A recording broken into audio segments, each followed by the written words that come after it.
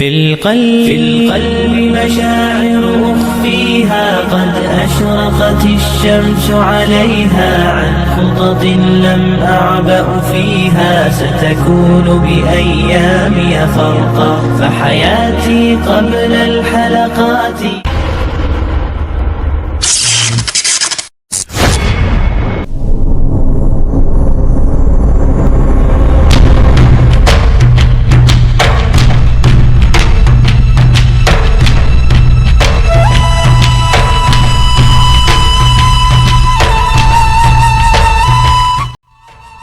Assalamualaikum warahmatullahi wabarakatuh. Apa kabar sahabat Amirul Mukminin? Semoga semua dalam lindungan Allah Subhanahu wa taala. Dikisahkan dalam kitab Musyafaqatul Qulub dan Qisasul Anbiya bahwasanya pada suatu malam di bulan suci Ramadan, Rasulullah Shallallahu alaihi wasallam sedang berkumpul dengan para sahabat. Tiba-tiba sahabat melihat Rasulullah Shallallahu alaihi wasallam tersenyum sendiri. Lalu ditanya oleh sahabat, "Wahai Rasulullah, kenapa engkau tersenyum sendiri?" Lalu dijawab oleh Rasulullah Shallallahu alaihi wasallam, "Telah diperlihatkan kepadaku oleh Allah hari kiamat, ketika seluruh manusia dikumpulkan di padang mahsyar, ada seorang nabi yang membawa pedang dan tidak mempunyai umat ataupun pengikut satupun. Nama nabi itu pun adalah Sam'un al-Ghazi. Nama Sam'un al-Ghazi berasal dari Bani Israel yang kemudian diutus oleh Allah ke tanah Romawi. Dikisahkan bahwasanya Nabi Sam'un memiliki rambut yang sangat panjang, bahkan kalau dia berdiri rambutnya sampai menyentuh tanah. Nabi Sam'un al-Ghazi ini pekerjaannya selalu menyampaikan risalah dari Allah Subhanahu wa taala. La ilaha illallah, tiada Tuhan selain Allah. Karena pada waktu itu paganisme atau penyembah berhala sedang menjadi-jadi, maka diberilah Nabi Sam'un al-Ghazi ini suatu kelebihan berupa kekuatan yang besar dalam dirinya, yang seharusnya dengan kekuatan yang dimilikinya itu memudahkan dalam melaksanakan dakwanya. Tetapi pada kenyataannya sudah diperlihatkan kekuatannya tersebut, tapi tak ada yang mau mengikutinya satupun orang. Mukjizat yang diberikan Allah kepada Nabi Sam'un al-Ghazi ini hampir sama dengan mukjizat yang diberikan kepada Nabi Daud alaihissalam, yaitu bisa melunakkan besi, merobohkan tembok. Jadi sungguh sangat dahsyat kekuatan yang telah diberikan Allah kepadanya. Kalau sekarang ada orang yang berdakwah dengan memiliki kekuatan yang dahsyat seperti Nabi Sam'un, pasti mempunyai pengikut yang sangat banyak. Sementara pada zaman tersebut, Bani Israel, orang-orang Romawi, tidak berpengaruh terhadap orang yang hebat dan kuat. Mereka hanya mementingkan menyembah berhala saja. Dan yang dapat mempengaruhi mereka hanya satu, yaitu harta. Itulah yang menyebabkan Nabi Sam'un tidak memiliki pengikut. Tetapi Nabi Sam'un ini tidak menyerah. Dia terus berjuang dengan pedangnya yang terbuat dari tulang rahang unta yang ditajamkan, dan sangat jarang merasakan haus dan lapar. Nabi Sam'un al-Ghazi ini selain gigih dalam berjuang, ibadahnya juga sangat dahsyat. Pada saat malam hari dia selalu beribadah, dan pada siang harinya dia berpuasa dan berjihad di jalan Allah Subhanahu wa taala. Raja Bani Israel sangat ketakutan dengan Nabi Sam'un al-Ghazi. Dalam jajaran raja beserta petinggi-petinggi lainnya, mereka sepakat bahwa jangan melawan dengan menggunakan kekuatan, karena kita sudah pasti akan kalah. Terus mereka berpikir dan mendapatkan sebuah ide. Mereka mengadakan sayembara yang barang siapa bisa menangkap Nabi Sam'un hidup-hidup dengan keadaan lemah, maka kami akan memberinya harta, uang, emas, dan permata yang melimpah. Raja selalu mencari cara untuk mengalahkan Nabi Sam'un, dan akhirnya mendapatkan satu ide lagi, yaitu melalui istrinya. Istrinya dipanggil oleh raja dan diberi hasutan.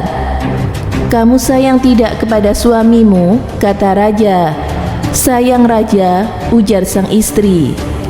"Kamu tahu kan kalau suamimu membuat kami semua takut?" kata raja.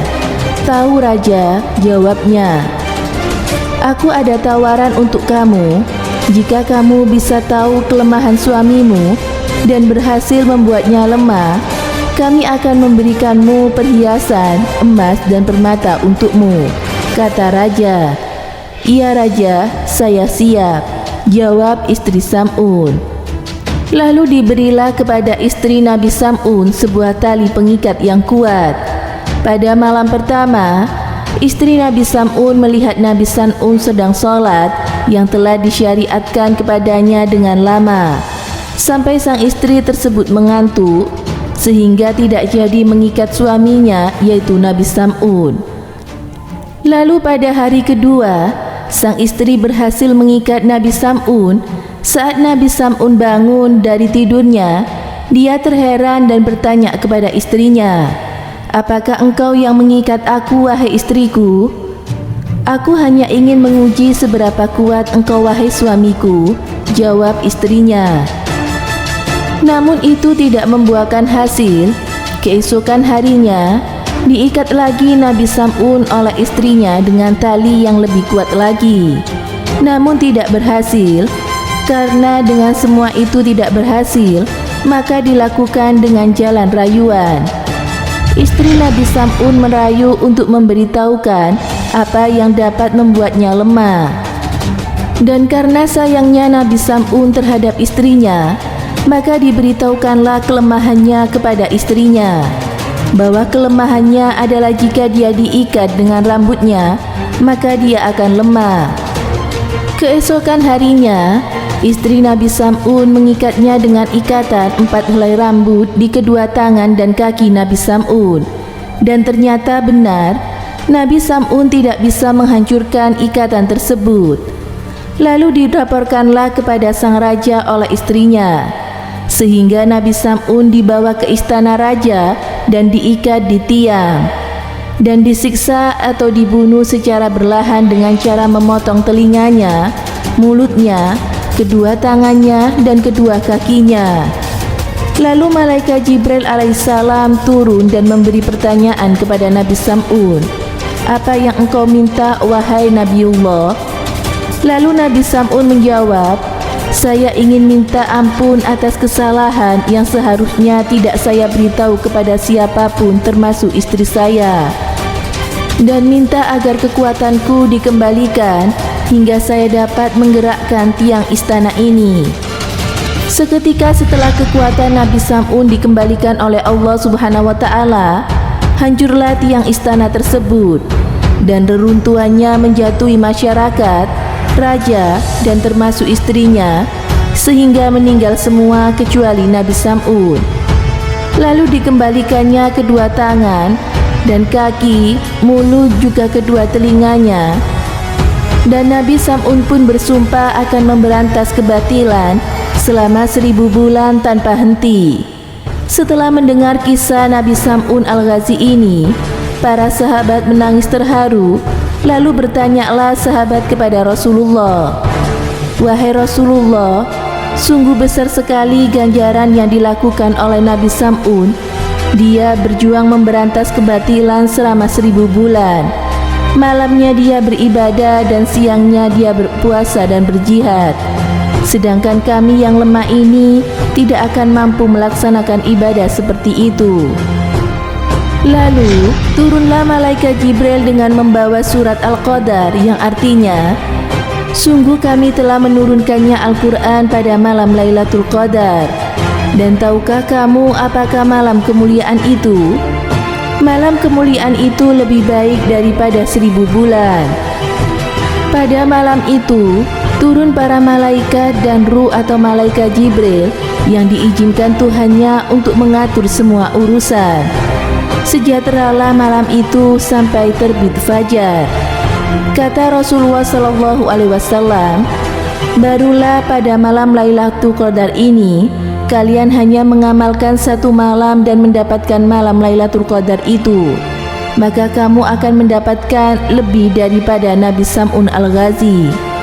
Semoga di bulan yang penuh dengan berkah ini, yakni bulan Ramadan, kita menjadi salah satu orang yang mendapatkan malam Lailatul Qadar. Amin. Semoga bermanfaat. Wallahu a'lam bishawab.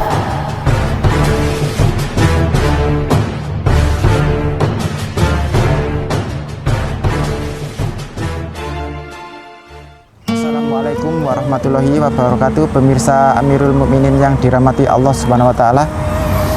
Lailatul Qadar adalah malam ketetapan, yaitu suatu malam yang penting yang terjadi pada bulan Ramadan yang berisi penetapan Allah bagi perjalanan hidup manusia. Pada malam Lailatul Qadar berisi malam keberkahan, malam kemuliaan, malam rahmat yang nilainya lebih baik daripada 1000 bulan. Menurut riwayat pendapat yang masyhur dalam hadis maupun Al-Quran disebutkan bahwa malam Lailatul Qadar turun di hari 10 terakhir, khususnya malam-malam ganjil pada bulan Ramadan. Pada malam itu bumi dan langit menjadi sempit karena banyaknya malaikat yang turun yang mengatur segala urusan. Di antara tanda-tanda turunnya malam Lailatul Qadar adalah yang pertama, matahari yang terbit pagi harinya tidak terlalu panas dan tidak terlalu dingin dan cahayanya meredup. Yang kedua,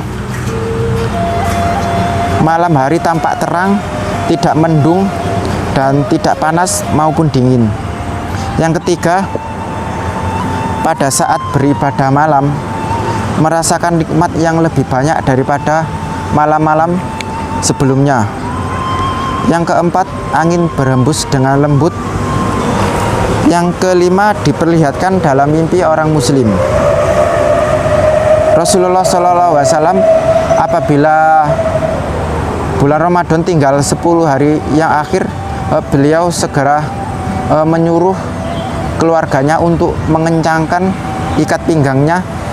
Maksudnya adalah untuk meningkatkan ibadah di 10 hari yang terakhir dengan membaca Al-Quran, iktikaf, salat malam, dan lain sebagainya. Semoga memberi manfaat. Wassalamualaikum warahmatullahi wabarakatuh.